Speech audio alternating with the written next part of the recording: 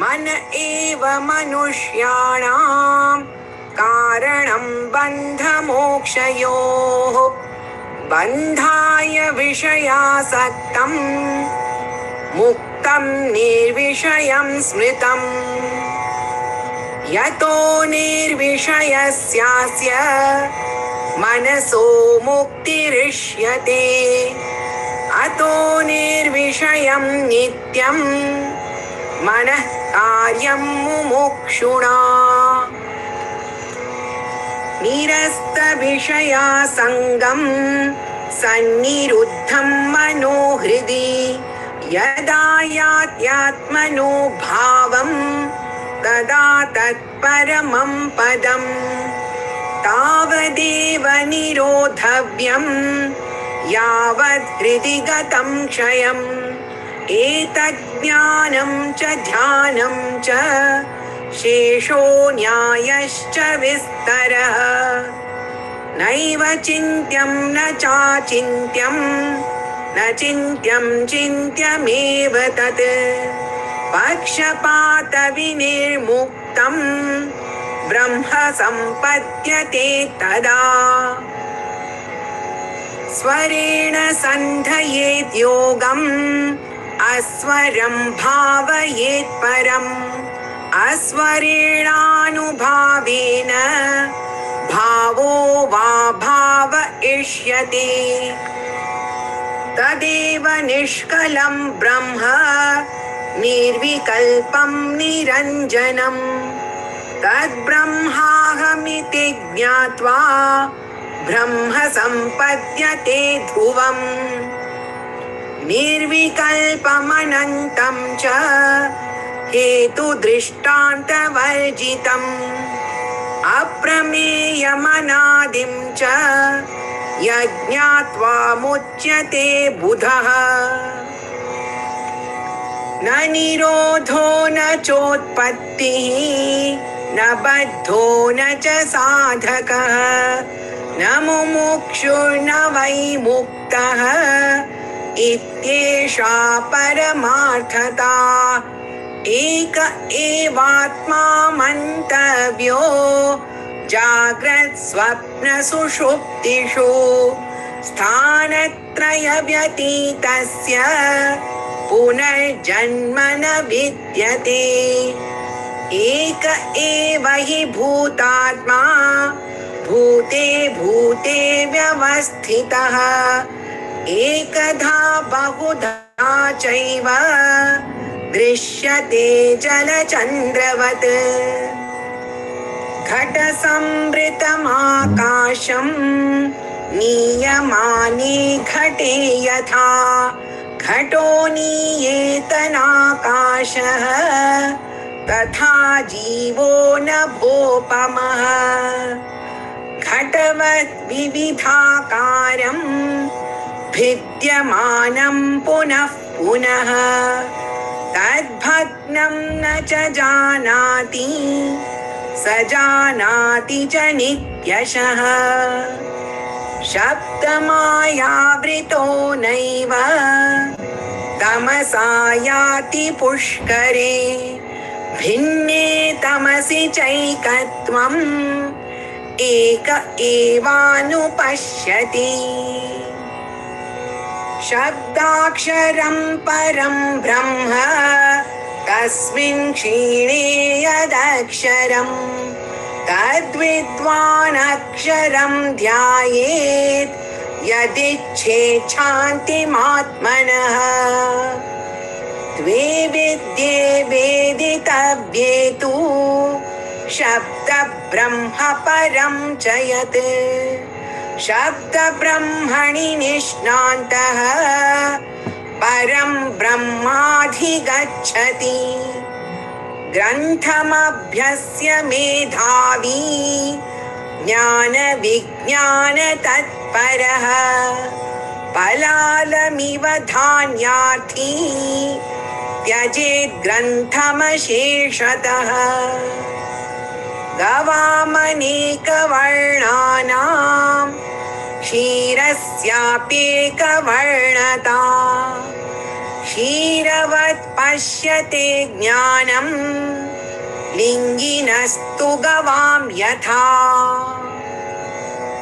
घृतमिव पयसि निगूढम् भूते भूते वसति विज्ञानम् सततमन्थयितव्यम् मनसा मन्थानुभूतेन ज्ञाननेत्रं समादाय उद्धरेत् वह्निवत् परम् निष्कलं निश्चलं शान्तं तद्ब्रह्माहमिति स्मृतम् सर्वभूताधिवासं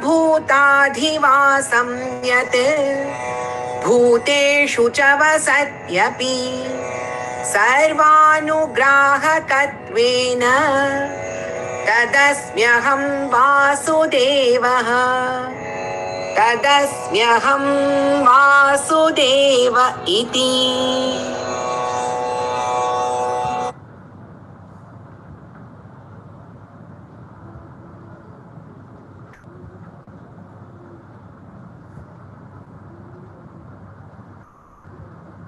नमस्ते शारदे देवी काश्मीरापुरवासिनी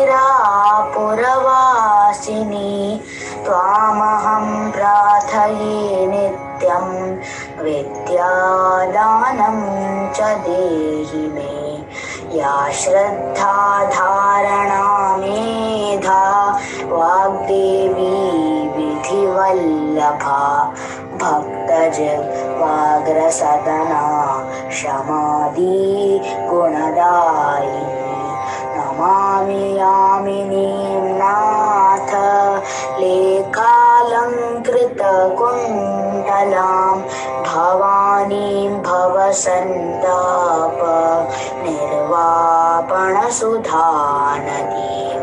भद्रकाल्यै नमो नित्यं सरस्वत्यै नमो नमः वेदाङ्गवेदान्त विद्यास्थानेभ्य एव च ब्रह्मस्वरूपा परमा ज्योतिरूपा सनातनी सर्वविद्यादिदेवीया तस्यै वाण्यै नमो नमः यया विना जगत्सर्वं शाश्वजीवन्मृतं भवेत् ज्ञानाधि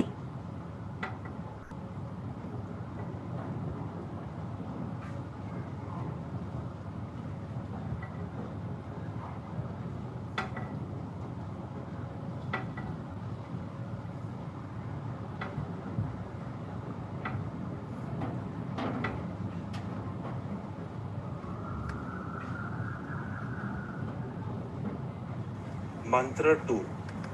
How can the mind be both the source of bondage and the means to liberation? In one mode, the mind that gets attached to sense objects is the cause of bondage. The same mind in another mode, devoid of attachments, is free. In formulaic terms, sorrow is directly proportional to attachment. Conversely, the greater the detachment, the higher the joy. Insistence plus resistance is equal to sorrow, bondage. Conversely, acceptance plus independence is equal to happiness. Why does the mind become dependent on objects? When I am ignorant of my true nature, I identify with the finite body, mind, intellect. Their incompleteness becomes mine. I extend the distinctiveness of the BMI assembly to the world, which becomes something separate from me. I am attracted to some Vishaya and repelled by others. Sankalpa and desires follow. Every Sankalpa is the admission that right now I am not happy. I need something other than myself to make me happy. Vishayas are linked to one another. One will bring another. I become hostage to an array of objects. Gurudev used to say, don't put the keys of your happiness in someone else's pocket. The Ashtavakra Gita advises, If you aspire for liberation, my child, reject the objects like poison. There can be no happiness where there is bondage. It is the detached mind that truly enjoys the world. It accepts each moment as it is, as it comes, without expectations about what it should be, without attachment to what it brings. Mantra 3. As long as we live in this world, one cannot escape from sense objects.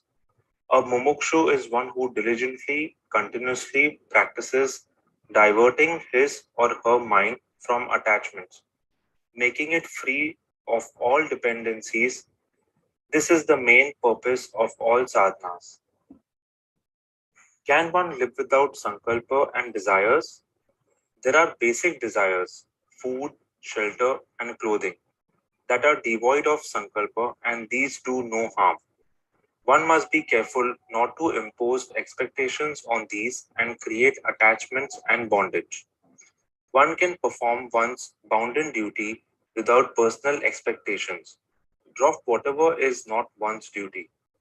One can cultivate love for others and subordinate one's own welfare for the welfare of others. The purpose of all these is to dissolve one's raga dvesha. One can raise oneself to turn away from the gross joys of the body to the subtle joys of the mind. There are many sadhanas that can be performed to quieten and raise the mind. Silent meditation, japa, pranayama, vrata, yatra, upavasa, maunam, bhajan, puja, yajna, and so on.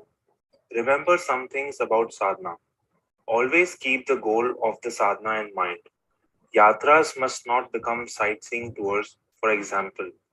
Sadhanas are the means, not the goal. Do not let your mind get attached to them. The mind can make even sadhanas into bondage.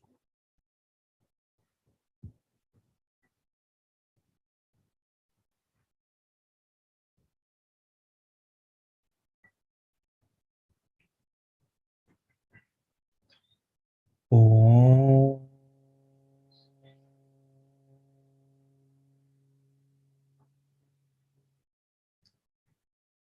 Om.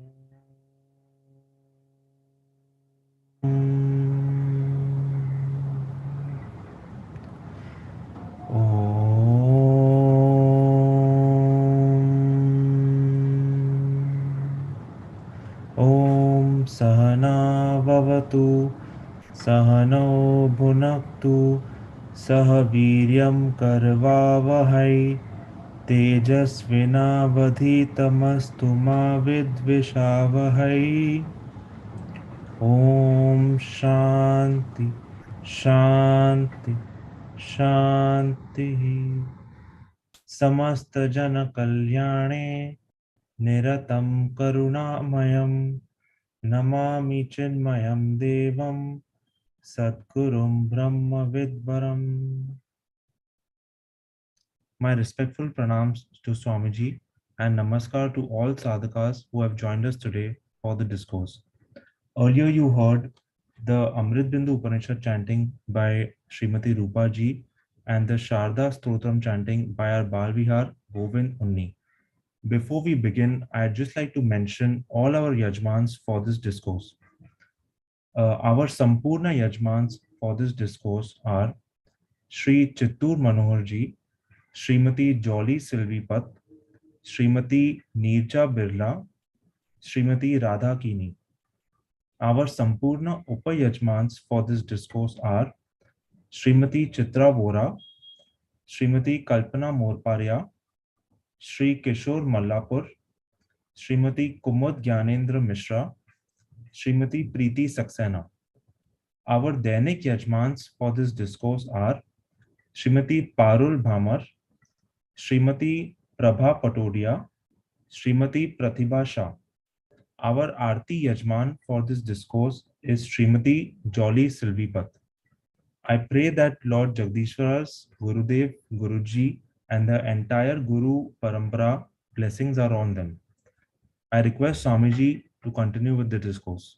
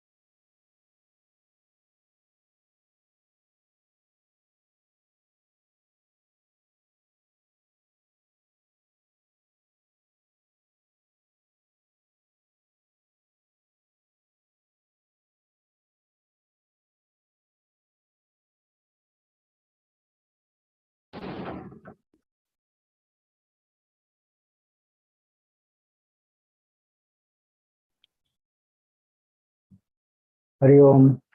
Swamiji, we can hear you now. Audible now? Yes, Swamiji. Yes.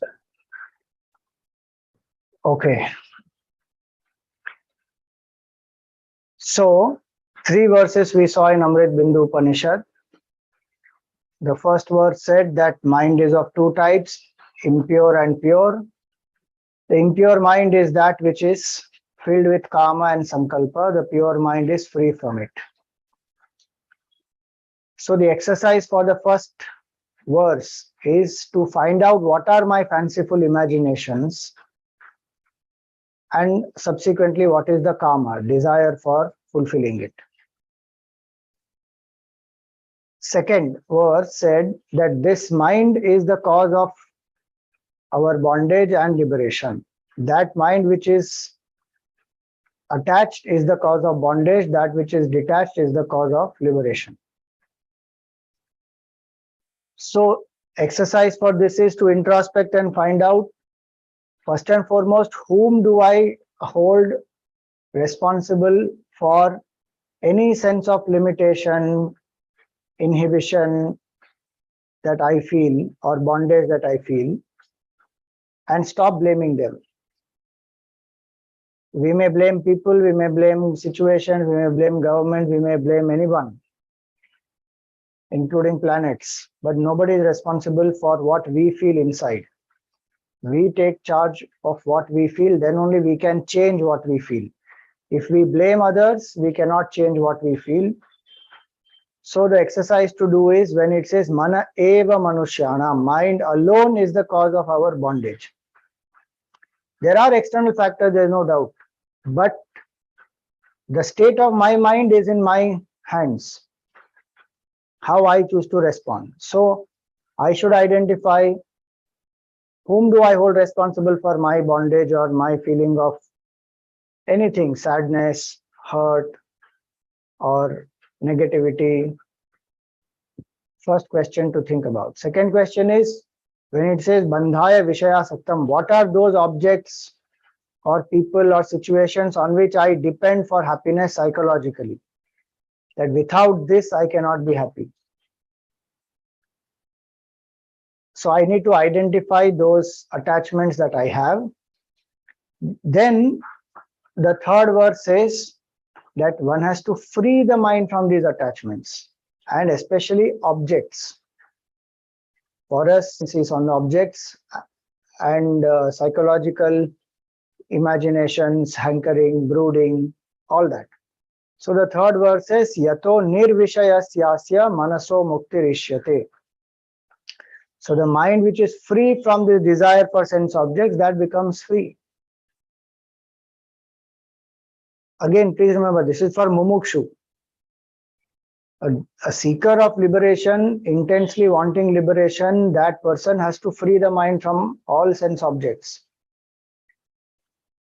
So we saw in the waking state, when we work, we do work with selflessness, we don't act out of our raga and dvesha, then that will free the mind. And all the sadhanas that we do, where we learn to do vrata, upvas, yatra, all these externally also are to help the mind to overcome its raga and dvesha and become free from attachments to objects.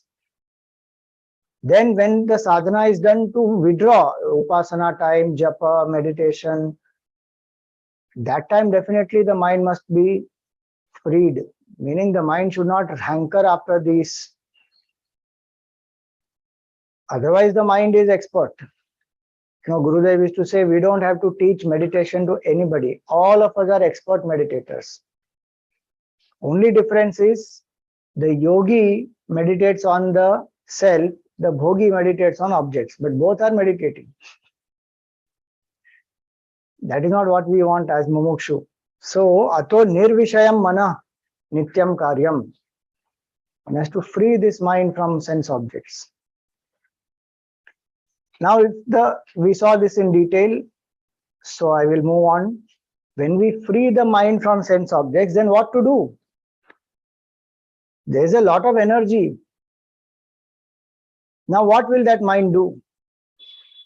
Now, see, one point to understand here is what is mukti, what is moksha. Moksha is not a quality of the mind. Please remember that. Freedom from the mind itself is called moksha. That is called mukti. To think that I am this mind is bondage. This mind is an equipment, thoughts come in it, feelings come in it, and they go. Like the eyes are the equipment with which I see the world. Same way, mind is the equipment with which I feel, intellect is the equipment with which I think. These thoughts, they come, they go, feelings, they arise, they stay, they move on. I am not these actually.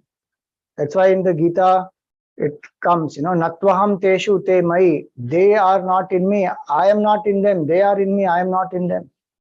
They come, they rise, they stay, and they dissolve in me. I'm not affected by them. But today we are fully identified with it. So thought of anger comes, we say, I am angry. Thought of happiness comes, I am happy. That is a psychological dependency. The freedom from this notion that I am this mind, that is called mukti. Mukti is not that mind is retained and it will gain something. It will lose itself. The psychological distinction that we have, that I am Mr. So and so we feel I am only this much and world is separate from me, God is separate from me. That psychological distinction, to be free from that, is called mukti. And a person who wants to be free from that is called mumukshu. So just like we get, suppose a person doesn't have wealth, one gets wealth, one works hard, attains money. Now that person has become wealthy. Same way, one doesn't have love, let us say, one has nice friendships, relationships, and one feels loved in life, one feels very happy. One doesn't have fame, glory, then one achieves that.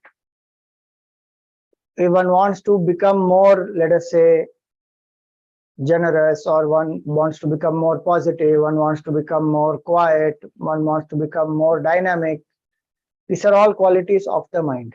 Mukti is not a quality of the mind. Mukti is freedom from the mind. So that's why mukti cannot be gained by the mind. So this one has to be clear. The state of permanent happiness that we seek is that state which is our true self, which we have forgotten. And then we got identified. Last class we did this. That our main purpose is to know who am I truly. Because ignorance is our root cause. We don't know who we are. And falsely identified with this body, with this mind, now we think I am this individuality. So that notion has to go. That's a wrong notion. And that notion will go when the right knowledge arises. For right knowledge to arise, the mind must be in a state of contemplation or enquiry. To do steady contemplation and enquiry, the mind must be freed from sense objects. So this is the progression. Our karma yoga, our upasana will lead us to purification of the mind, unification of the mind, making it single-pointed, sharp, subtle, free from the sense dependencies, object dependencies, attachments to people, etc. Then with such a mind, what has to be done? See verse number 4 and 5. Nirasta vishaya sangam sanniruddham mano hridi yada yatyatmano bhavam tada tatparamam padam tavadeva nirodhavyam yavat hridigatam kshayam etadjnanam cha dhyanam cha shesho nyayascha vistaraha.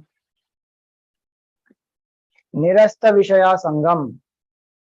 So when the attachment to the sense objects has been renounced, then what has to be done? Sanniruddham mano hridi. Then restrain the mind into the heart. Sanniruddham mano hridi. First we will see the literal meaning. Then what will happen? Yada yati atmano bhavam. Then one experiences the Atma Bhav, that I am this self, I am not this mind. Tada tat paramam padam. When one is established in that Atma Bhav, that is the supreme state, that is a state of freedom. Tavadeva nirodhavyam. Now, till when should I do this? It was said, Sanniruddha mano hridi. Let the mind abide in the heart. Heart here means the self, not the physical heart. So, till when should I do this practice of, making the mind abide in the heart? So he says here, Tavadeva nirodhavyam yavat hridi gatam kshayam. Till the mind does not lose its separateness. Till that time, we have to keep doing this, where the mind just dissolves.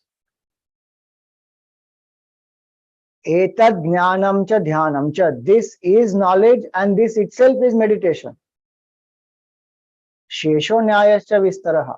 The rest is all elaboration and logic and all that, which is only a supportive means. It cannot by itself lead us to the Supreme.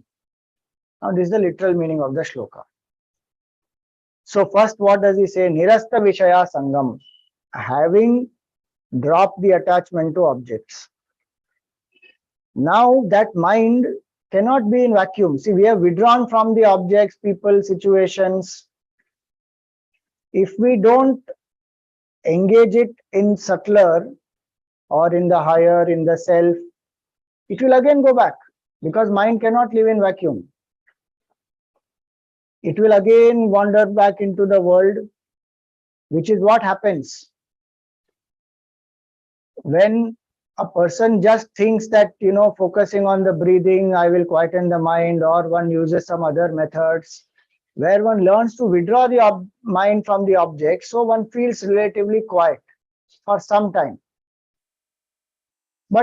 And only for that much time, till when one is doing that. Again, when one goes out, the mind won't remain in that state for a very long time. Even if it remains in that state for a long time, its feeling of finitude doesn't go. So again, it will go back into attachments. Again, it will feel the jiva bhav. So, quietude of the mind is not the goal. Peace of mind is not the goal. It is a means. No, Swamiji, peace of mind is our goal. Then no need to proceed further after this. Keep doing what first 3 verses said, that is enough. But remember that peace of mind will come and go. It won't remain always. If I want permanent peace, that is the nature of the self. So we are seeking peace of the self. Upanishadic seeker seeks peace of the self. Now, how to experience the peace of the self? When we transcend identification with the mind, then only it is possible. To transcend identification with the mind, we have to steadily contemplate. So when it is said, Sanniruddham mano hridi, let the mind abide in the heart. What is the heart? So this heart is not the biological heart, the physical heart. It is the core of our being, where we feel the presence of our personality. If somebody doesn't know a particular, let us say you ask a question and they don't know something, what they will say, what they will do, they'll start scratching their head.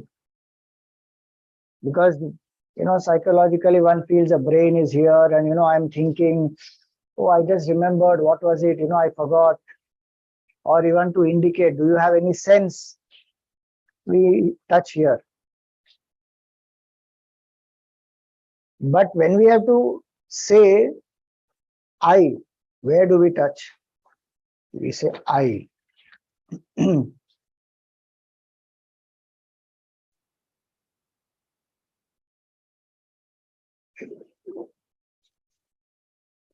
Is the audio very low, or only 1 or 2 people are feeling that?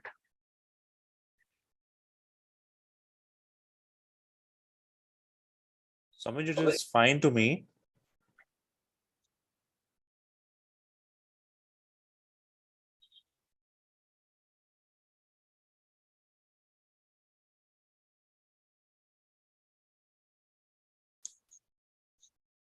Okay. All right. Thank you.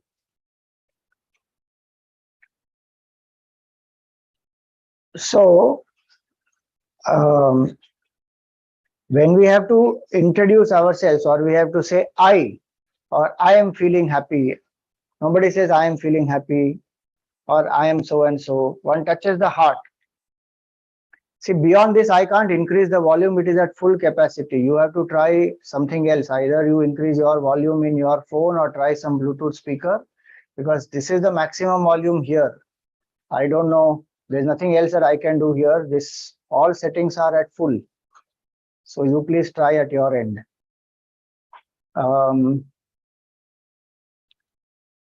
Yeah. So coming back to this, the feeling of aham, where it rises, that is the core of our being. And that pure aham remains the same in all the three states. That doesn't change. In waking state, many things change. Every minute, this small I, Mr. So-and-so, its description keeps changing. That's why people keep asking now and then, how are you feeling now? In the same day, the person will meet again and again, two people meet each other, maybe let us say 4 times in the day. Every time they ask, how are you? Why? Because mind changes. Morning I may be feeling very good, afternoon I may feel little low, evening I am very happy, night I am in ecstasy, whatever. That small I goes on changing, but the source of that small I is the real I, is the consciousness. So Hridaya here means consciousness, the true I, aham, aham, aham.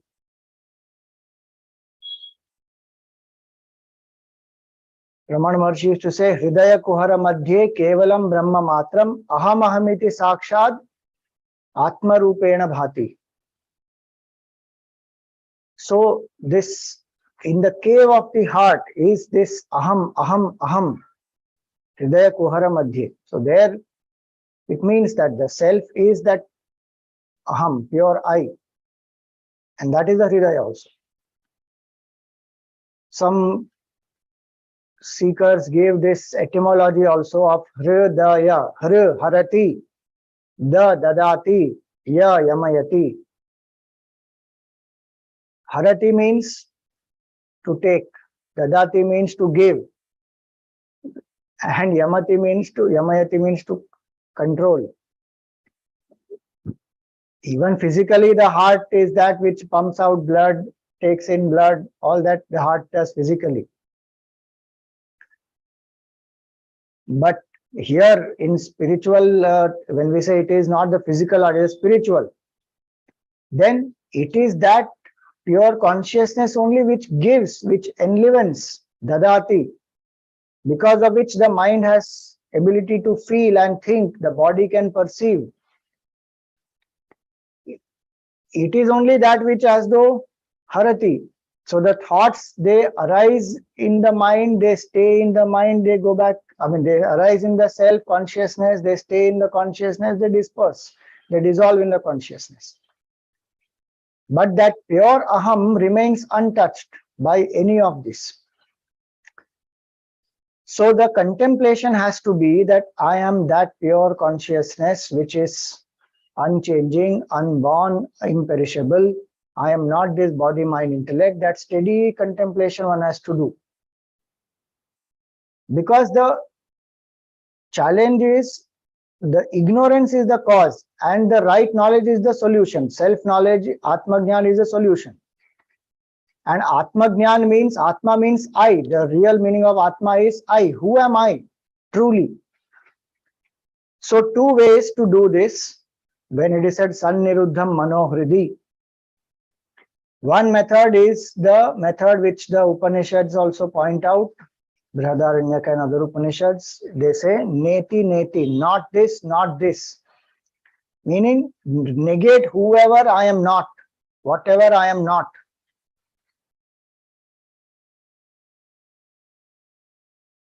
So I am not this body, I am not this mind, I am not this intellect, I am not the jiva, I am not the ego, I am not the sense objects, I am not the 5 elements, I am not the 5 pranas.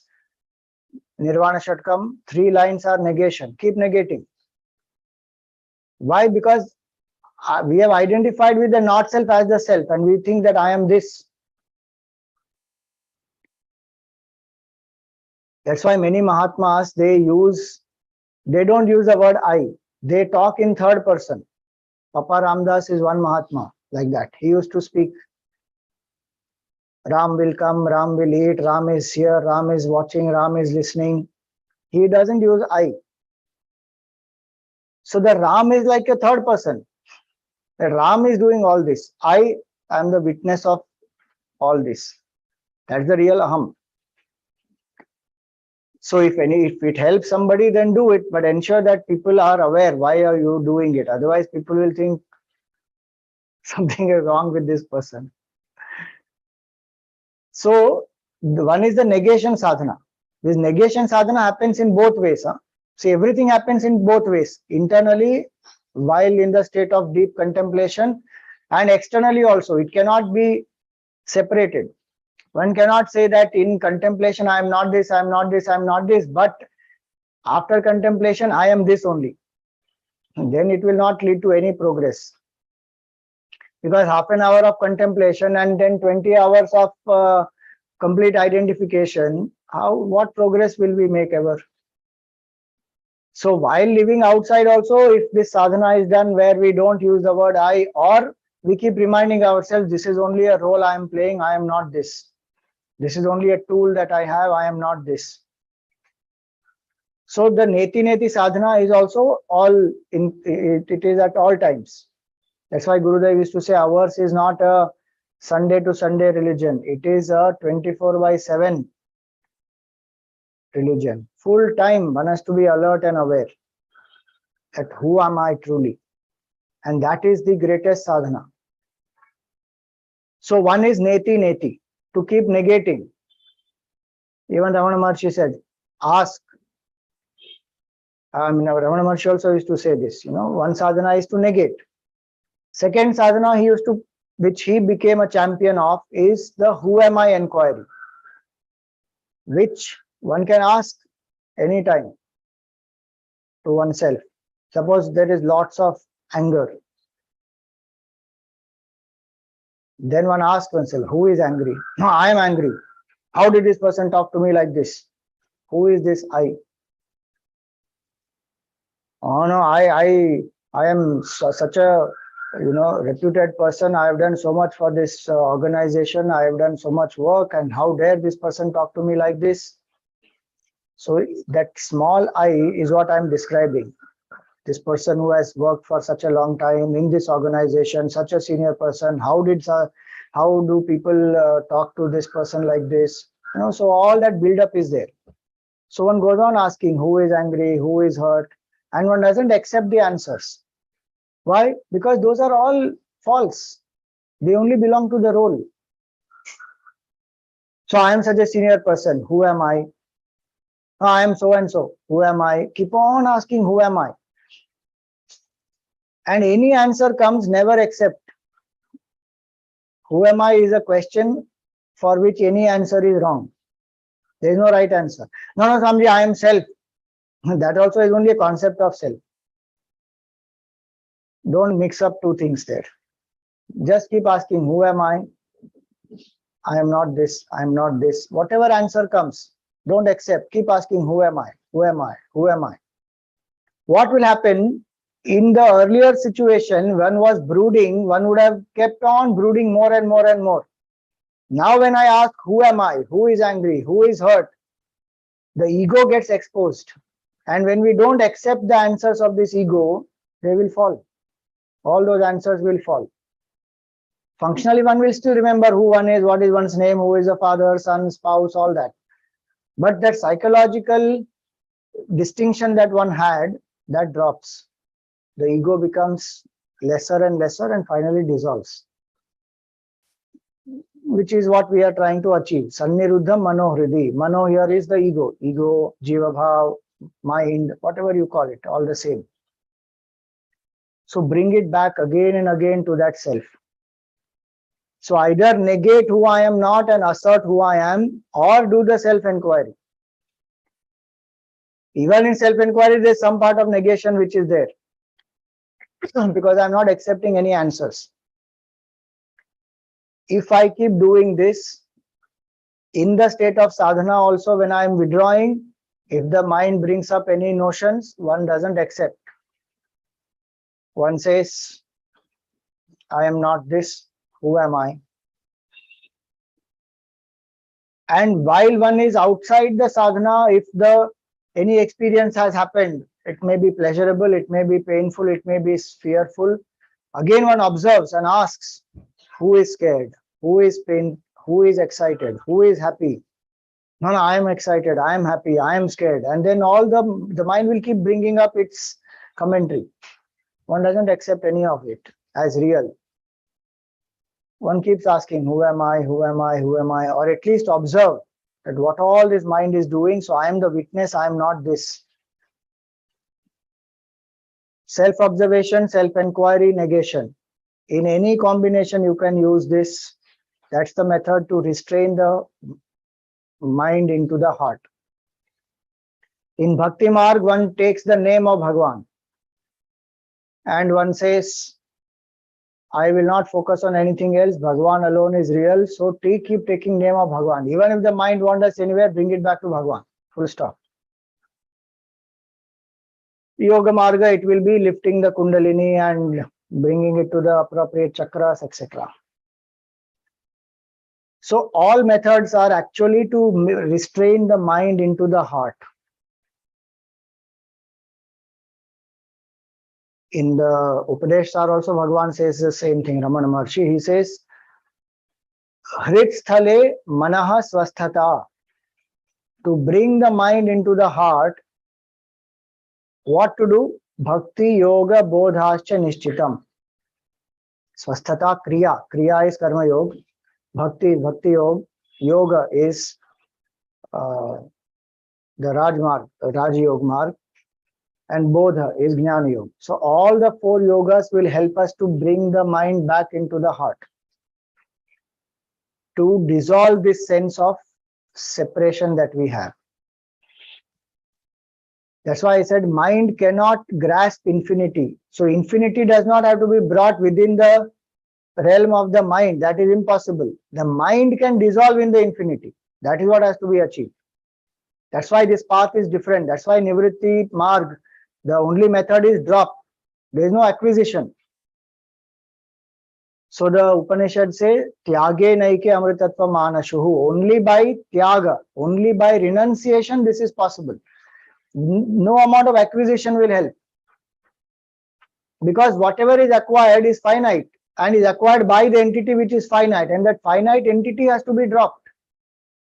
So that is what he says, Nirasta Vishaya Sangam Sanniruddham Manohridi.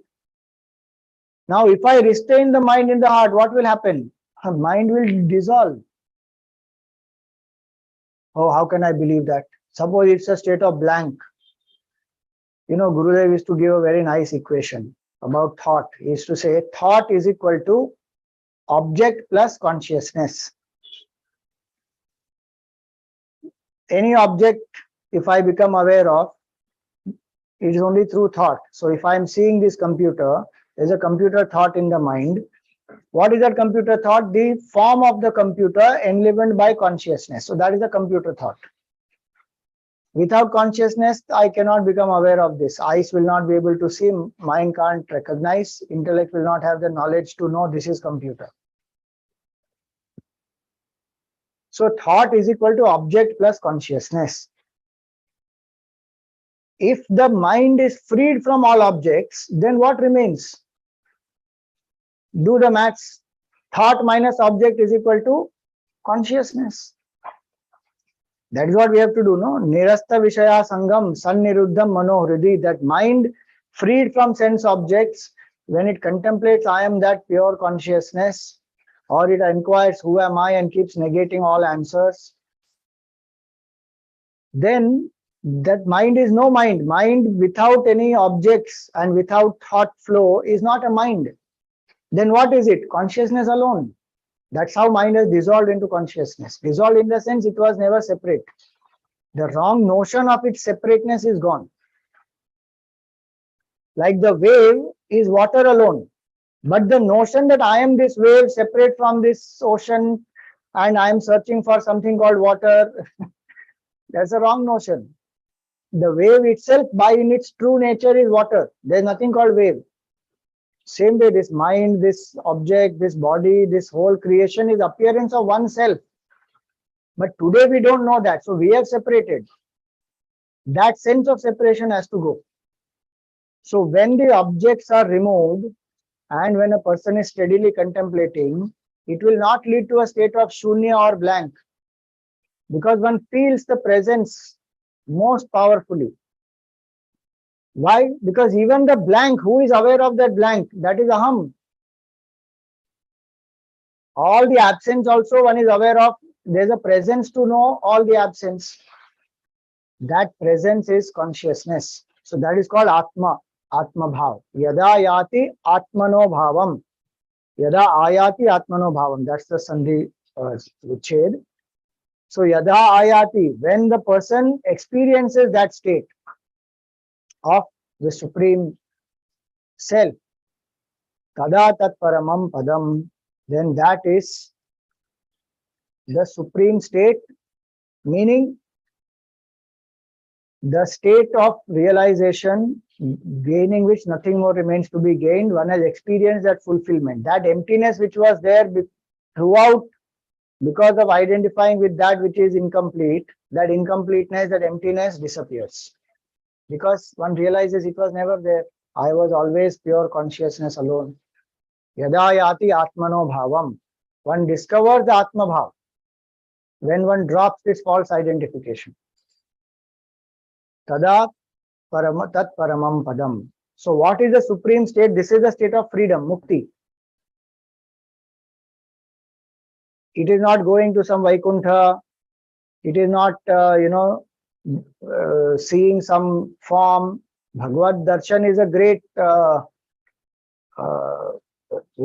is a grace of Bhagavan and the purity of the devotee's mind that one has Bhagavad Darshan. But that is still not the ultimate.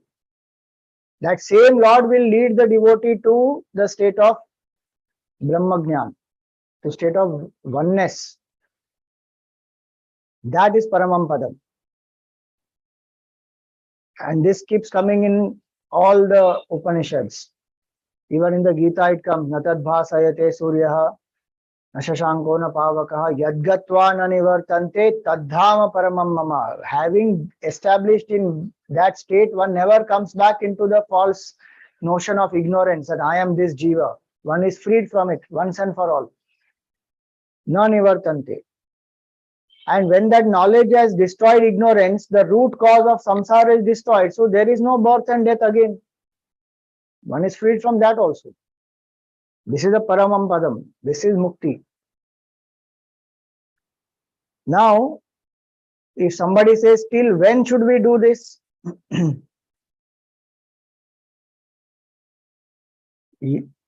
Till when should the mind be restrained in the self?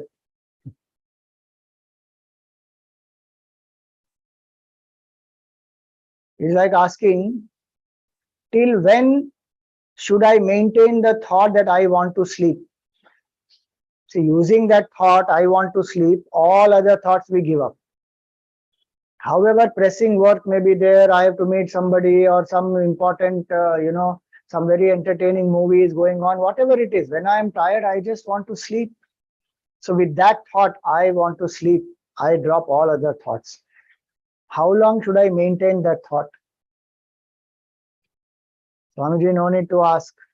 If you maintain that thought, sleep will just get invoked and you will be lost in that sleep. That thought will drop completely. Same way, till the sleep doesn't, till you don't get absorbed in sleep, you maintain that thought. No, same way, till the mind doesn't get dissolved fully and you realize the self, one doesn't realize the self, till then do this process, nirodhavyam. How will I know, Swamiji? How will I know?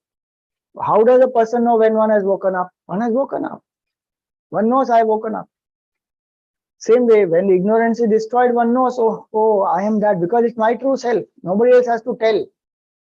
The self is Swayam Jyoti, plus it is my own true nature. Who has to tell me? Nobody else has to tell. I myself will know.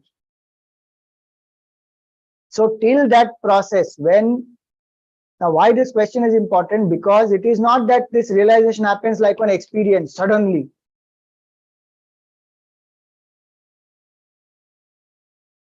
It happens, one may get into that state, but one will get out of it also, because past vasanas and all are there, those pressures are there. So a long time one has to practice this sadhana of savikalpa samadhi, nirvikalpa samadhi, and then one gets abidance in the self. Till that time one has to keep doing this sadhana. Contemplation steadily, then the mind is absorbed in the self, and then some vasana pressure, again the mind comes out, again one has to go in. Think about it. If you read Ramakrishna Paramahamsa's life, how many times he used to do, how many hours in a day, go up, go into that state, come down, go into that state, come down. Then for sometimes continuously many days he's in that state. Same way our Gurudev also, Tapon Maharaj, his Guru also. 8 hours he used to be in that state of samadhi. So it requires that effort. Why? Realization is very quick, but this destruction of vasanas and so many karmas of the past, all that takes time. Purifying the mind, then steady contemplation, dehatma bhav has to go, all that takes time. And this here we are talking about the time taken for contemplation. Long time it takes even to steadily contemplate, destroy dehatma bhav. And in this process, one has to have clarity. If one thinks that, okay, I'm contemplating on the self, I'm chanting mano buddhi ahankara chittani naham, nacha shrota jivve, nacha ghrana netre. I'm not the mind, I'm not the intellect, I'm not the memory, I'm not the ego, I'm not the 5 elements, I'm not the senses. Then who am I? Chidananda Rupa Shivoham Shivoham. Then I must have clarity of that who, what is Chidananda Rupa Shivoham Shivoham, how I am that, how I am not this. And when one is doing this sadhana, there is no special experience that one has to look for. Some blue light, some yellow light, some divine voice, some akashvani, some halo around the neck, some levitation, nothing will happen. Because that is not what we are seeking. If you want that, then there's other psychic processes one can do. We are destroying the false identification. How will I know the progress? Ego pressure becomes very less. Dehatma bhav becomes very less. Acceptance of life becomes very fast. One is disinterested in all petty things in the world. One wants to come into that state of samadhi again and again. One wants to go into that state, not as an escapism, because one wants to realize that. That's the intensity which one wants. So those are steps. And one will also start, the mind will become steady in contemplation very quickly. Earlier, if it was taking more time, now it becomes very easy. Effortlessly, it goes into that state of contemplation. So, tavadeva nirodhavyam yavat hridikshagatam kshayam. Till the mind doesn't fully absorb and dissolve and destroy. Ramana Maharshi says manolaya and manonasha. We are not trying to do manolaya. It is not temporary quietude of the mind. It is complete dissolution of the mind. Psychological entity gone, finished.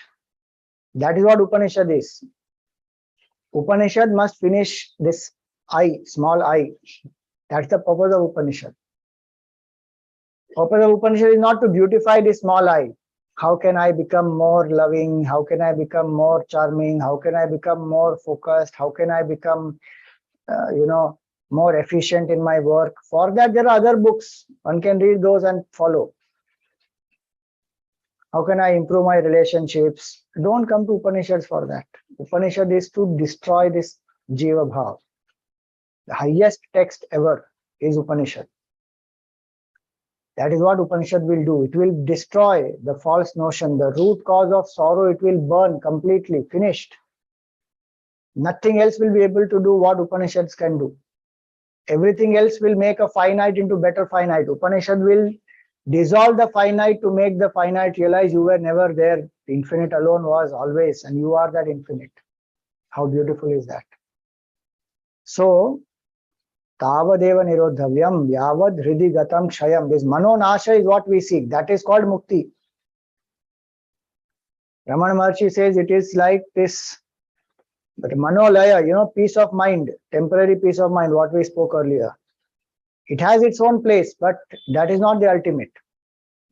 That is not this Paramam Padam, because that temporary peace of mind is only for a few minutes, few days, few hours. Again, it comes some, challenge comes, some attachment comes, some agitation, gone. Mind is disturbed. Now what to do? Again, try and put all factors together, then little peace one gets disturbed. So he gives an example. It's like those birds on whom the net is cast. As long as the net is cast, the birds are there. The moment you remove the net, the bird will again fly. Same way, using the breath, using the mantra, using any method, the mind has become quiet for some time. The moment that restraint on the mind is gone, again the thoughts will start flying. Again one will start, imagining, brooding, all that. Obviously, it doesn't mean all those sadhanas are a waste. They are definitely helpful. They make the mind more and more pure, single-pointed. But even that mind, which is pure and single-pointed, is still a mind. With that mind, we contemplate on the self, restrain the mind into the heart, which is the self, destroy the mind. The false notion, gone. That is the supreme state. And he says, Etad jnanam cha dhyanam cha. This is called jnanam. See, the highest knowledge is this. This is called paravidya. The intuitive realization of the self. Yayatad aksharam adhigamyate. That is called paravidya, by which the supreme imperishable is realized. It's an intuitive knowledge. It is not verbal knowledge. It is not book knowledge. It is not words. Intuitive knowledge that arises in the mind which has dissolved, completely gone. And that itself is the state called dhyan, which is meditation. So technically speaking, meditation is not a practice to do. Meditation is the state of awareness where effortlessly I am aware of what my true nature is. Swarupasya sahajam bhanam is dhyanam. Effortless awareness of who am I truly. That state is called dhyan. Gurudev used to say meditation is not a verb, it is a noun. So you cannot do meditation, you can only be in meditation. Now what is that being in meditation? Is being the self, not being Mr. So-and-so.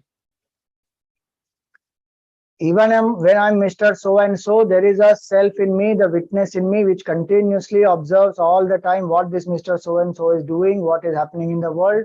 It's a silent observer, the ultimate observer.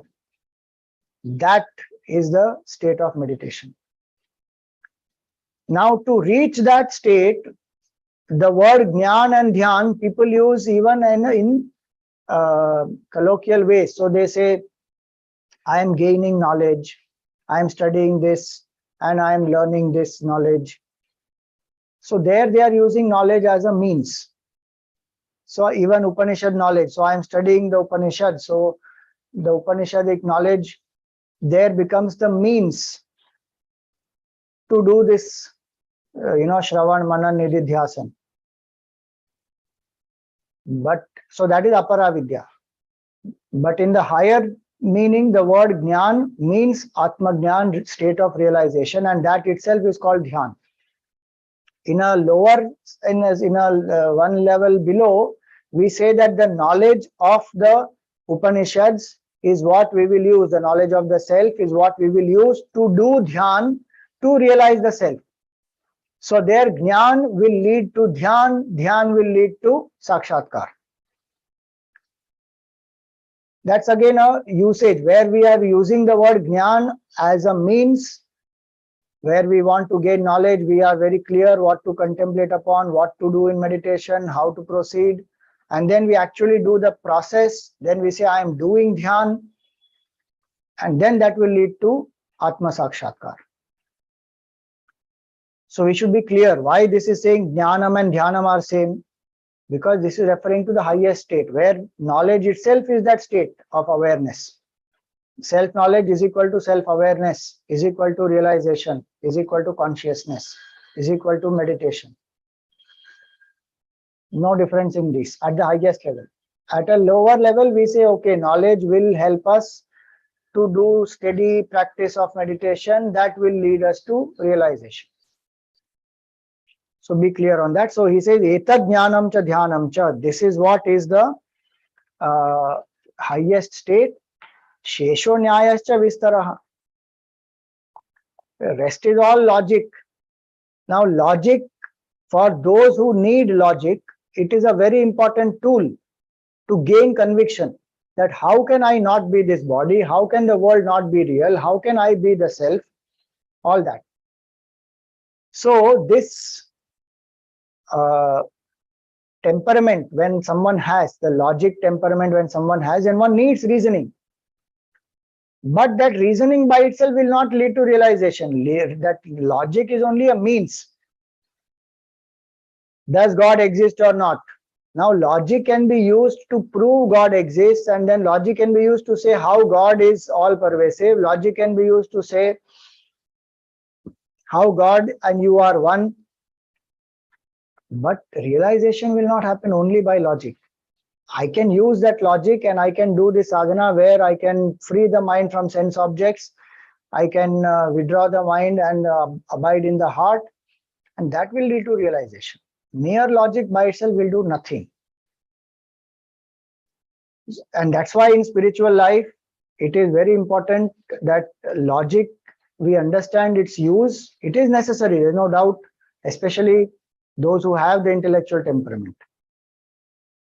Same way it applies in Bhakti Marg also. One can keep listening to Katha and glory of Bhagavan and the power of the mantra and understand its logical effect on the body, mind, and what vibrations it will create and this and that. But if I don't sit and do it, I will not experience the benefit. So explanations, discourses, logic, all that can be, given. But after a point, one has to go beyond that. Actually start sitting, doing the practices, sadhana, and one will know that how much logic comes to whether one has understood properly or not. Because when one is contemplating with conviction, with clarity, based on the scriptural logic, the contemplation will, the person will take off. It's like a flight, one will just take off. But if clarity is not there, one will just miserably fail, because one will just not know what is this. One will maximum feel the beauty of the music, Chidananda Rupa Shivoham Shivoham, and one feels so nice and mind has become quiet. That one may feel. But the joy of contemplation and the negation and then abidance in the self, that will not come. That's why the study, reflection, all that is important to gain the conviction. Then one has to sit. Because that practice of contemplation is the highest practice one can ever do. There's nothing greater than that practice. That will lead to samadhi and that will lead to realization. Again, please remember, this is a sequence I am saying. The sequence is not producing realization. The sequence is destroying ignorance. Realization cannot be produced. It's not a byproduct of any process. It is always there. Like the sun is there, clouds are covering, then you can remove the clouds. You don't produce the sun behind the clouds. Sun is already there. So this whole process, Shravan, Manan, Nididhyasan, Savikalpa Samadhi, Nirvikalpa Samadhi, and continuous practice of that will finally lead to abidance, is only step-by-step process to remove the false notions, ignorance. And that is what one has to do. That is the effort. And that's why whichever book appeals, whichever sadhana touches one's heart once, and whichever path one has chosen, one should just start walking. Find out two things only need to be done. Find out what is the goal clearly. Be convinced that this is the goal I want to achieve. Then find out what are the means. Then start walking. That's all. Otherwise, we will keep exploring. This path can also lead me there. That path will also lead me there. That path can also lead me there. This book is saying this. That book is saying this. This book is saying this. Why this is not said in that book? Why this book is contradicting that book? Oh, Bapre. Khichdi. Lost in all that now. Nothing wrong in reading different books, but the purpose is to gain more clarity about the path, about the goal, and then start walking the path. How many maps can I keep collecting? And then say, oh, this road can also go there. Oh, this also leads me there. Let me try this for a little while, then let me try that for a little while. I don't think these both are working. Let me try some other map, some other route. Where is time? So he says here, Shesho Nyayascha Vistaraha. This, all that rest of it is only logic and explanation, elaboration. One should not get caught in that. One has to start doing this, practice. Now if somebody says, how to contemplate, Swamiji? It was said earlier, bring the mind into the heart through steady contemplation. So that student is asking the teacher, how to contemplate steadily now? See the 6th verse. Naiva chintyam na cha chintyam na chintyam chintyameva tat pakshapata vinirmuktam brahma sampadyate tada. First line of this is very confusing.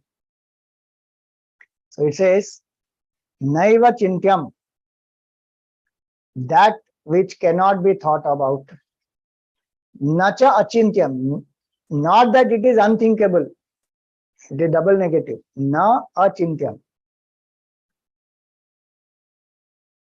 So, naiva chintyam, that which cannot be thought about. But, so one says, okay, let me not think. No, it is not thinkable. Okay. So can I think? Na chintyam, don't think about it. Okay, so I won't think about it. Chintyamevata, that alone is to be thought about. Oh God, what is this? You decide, should I think about it or not? Why are you confusing me every time? First you are saying it cannot be thought about. So I'm saying, okay, it cannot be thought about. Then you are saying, no, it is not that it is not unthinkable. Okay, so I will think about it. Then you are saying, no, it is unthinkable. Na chintyam, don't think about it. Chintyameva tat. So if I say, okay, I'm not thinking. No, that alone you should think. You decide now. I am sitting quietly now. You are confused, oh Guru. Why are you contradicting in one line you have contradicted yourself twice. In one half itself, first half of the shloka. Now what does this mean? You know, these things, that's why Upanishad has to be learned from a teacher. If we read by ourselves, what will we understand? And imagine people sitting, they have not even come to Bharat. They have not even understood the tradition of Bharat, to Guru Shishya Parampara, not learned formally. Sitting somewhere out there in Germany, this Max Muller translated all our Vedas. And he was paid 9 times the amount of that time. What a translator used to get at that time to translate the Vedas with such malicious intentions to make the Indians feel low about their community, about their culture. Impossible. That's why sometimes they write, many of these foreign authors, they write, Upanishads are the blabberings of the rishis in their childhood. They don't understand what the rishi is going through, what is the state of the Mahatma, and what is this language of contradictions that is used, why that language of contradictions that is used. And sitting there, they write. I'm not generalizing that all foreign authors one should not read. I'm just saying that the importance of parampara, even in our country, there are enough people who without any parampara, without learning properly in the tradition, understanding the proper meaning, very popular, and they keep writing commentaries also, and people keep publishing it also, and it becomes such a rage, creating confusion. Literally, it is like what the Upanishad say, blind leading the blind. It's literally like that. So very important it is whose book I am reading, which commentary I am reading, what is the background of that person, how well versed is that person in that knowledge, has the person studied that properly, and in spiritual life, is the person even attempting to live that life? It may not be that everybody is realized, But is that person even a seeker? That will make a big difference, because if that has not happened, then simply one is just reading, one may get confused. So now this line, first line we saw the literal meaning. Second line says Pakshapata Vinirmuktam Brahma. What will one realize if one does the contemplation as above? Swamiji, first of all, we don't know whether we should do or not do. That you clarify. So that I will clarify. But if what is mentioned in the first line is done, then what will be the result? The result will be one will experience that Brahman which is free from all partiality. Sampadyate tada. So you reflect on this verse. Why is it said Naiva Chintyam Nacha Chintyam Nachintyam Chintyam Eva Tat? What is this? Definitely there is, it appears contradictory, but there is a deeper, beautiful meaning, and therein lies the secret of contemplation. Because the mind will follow the same process it has been following with everything else. That mind has to be shaken up from that process. It cannot follow that process in contemplation. So this language of contradictions is used to indicate the right technique. And also the mantras like this, they are such that if somebody has not had the proper traditional understanding or the required purity of mind, one will just not get it. So though one may see the book, one may read also, one may even know the Sanskrit meaning of each word, one still may not get it. Like the Gita Bhagavan says, Yaha pashyati sa pashyati. Whoever sees, sees. So eligibility. These verses also test how much have I studied well, understood well, and what is my purity of heart. Then one will grasp. So for today, we will stop here.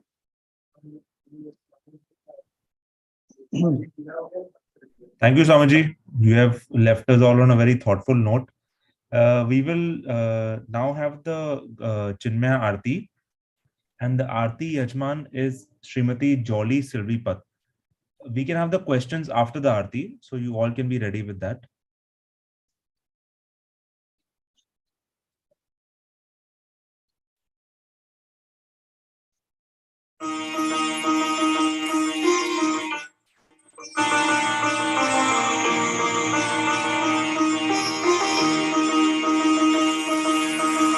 आरति श्री चिन्मय सद्गुरु की दिव्य रूप मूर्ति करुणा की आरति सद्गुरु की चरणों में उनकी शांति समाए शरणागत की भ्रांति मिटाए आप ताप संताप हरण की आरति श्री चिन्मय सद्गुरु की आरति सद्गुरु की वेद उपनिषद गीता को आया धर्म सनातन फिर से जगाया शुद्ध नीति प्रीति शंकर की आरति श्री चिन्मय सद्गुरु की आरति सद्गुरु की सिद्ध माणिकी तपोभूमि में नित्य विराजे गुरु हमारे भक्त हृदयानंद स्रोत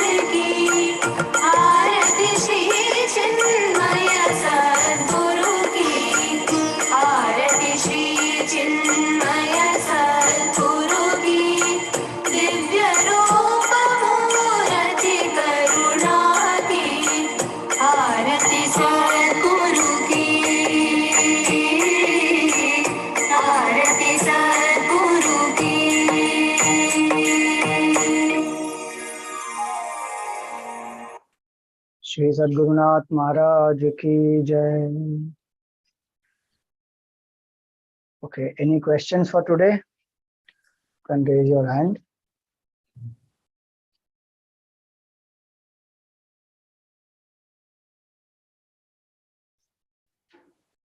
All right, no questions. Thank you, everyone. Om Purnamada Purnamidam Purnat Purnamudachyate Purnasya Purnamadaya Purnameva Vashishyate. Om Shanti Shanti Shanti. Harihi Om Shri Gurubhyo Namaha. Harihi Om. Thank you, Swamiji. Thank you, everyone. Thank you.